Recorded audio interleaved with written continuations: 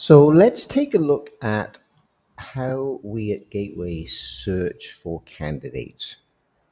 So I've made up a project to give you an idea where we start.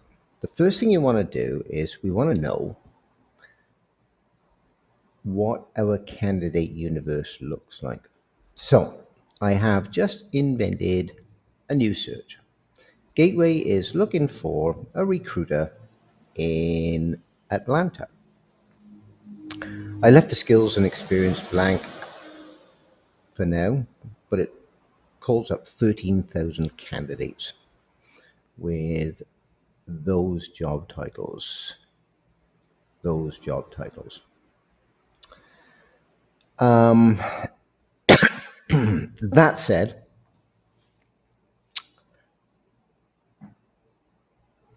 that's a bit loosey-goosey. So we're going to narrow it down. Let's put minimum 3 years experience, maximum 8 years experience. 3,700 candidates. That's plenty big enough. So that's where we're going to start off with our candidate search. So we're calling up analytics here. This allows us to access data from 42 different websites. Combination of private companies like LinkedIn, Indeed, ZipRecruiter, Dice, etc., etc. But there's also some government websites that we can pull some more generic data from as well. Let me export that and show you what we can look at. So this is what our search baseline looks like. This is where we start. The other thing we do is that we post a job ad on LinkedIn, but the challenge with posting job ads is that according to LinkedIn statistics, only 20% of the workforce or of their users is actually looking for a job actively at any one time, which means you've got a universe of 20% of LinkedIn. Now, by using a recruiter, we used to be known as headhunters. People think we get offended by that. I don't. But by using a recruiter, it tends to be a more proactive outreach. And that's where the goodness happens. Because another 50 to 60% of LinkedIn's users are what we call passive job seekers. So those passive job seekers probably aren't looking at job postings so much. And then they, of that 20%, how many are actually applying for the job, yada, yada, all of that. By going after the passive job seekers, we've now basically quadrupled the size of our search universe. And we're going to them. We're not waiting for them to come to us. So our recruiter search in Atlanta shows 3,700 people. Now, but let's drill down a little bit. A lot of this is based around machine learning. It's not always totally accurate, but it's a great place to start when you've got nothing or next to nothing. Top companies.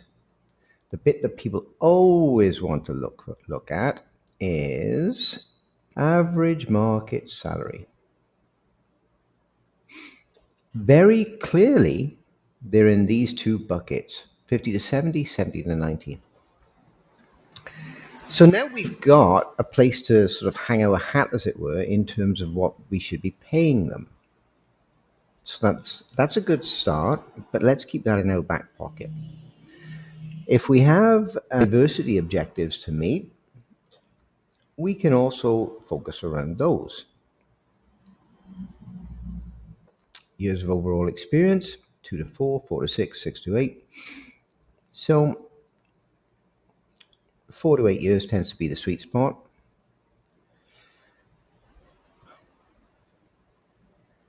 I guess they don't really hang around too much either.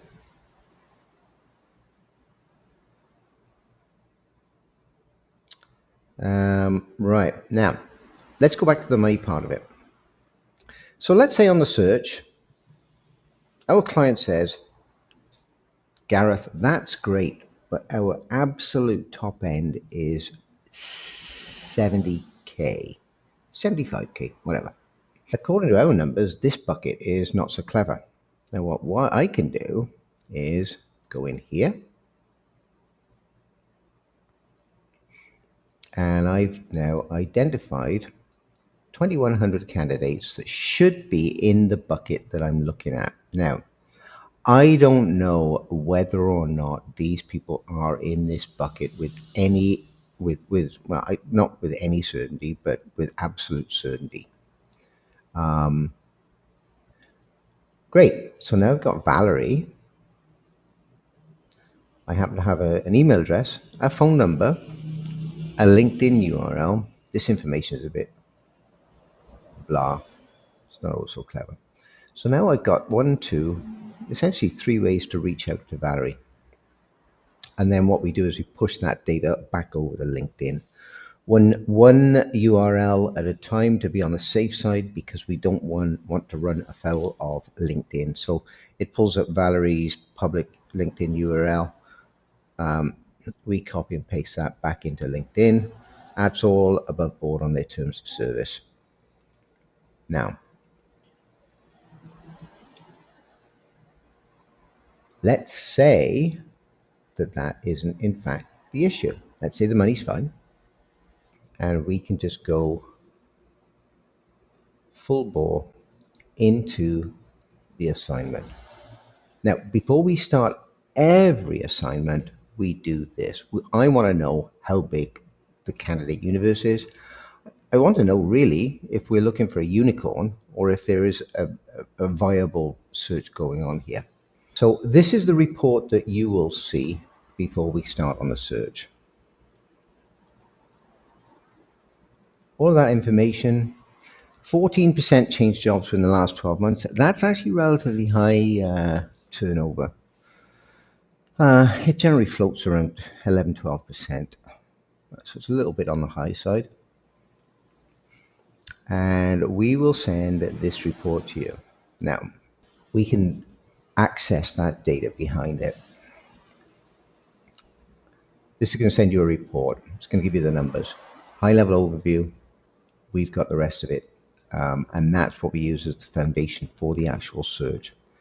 So just to recap on the search, first of all, we start with a high level, then we start searching against this. So number one, let's generate a report, find out what your candidate universe looks like, make sure you're not looking for a unicorn.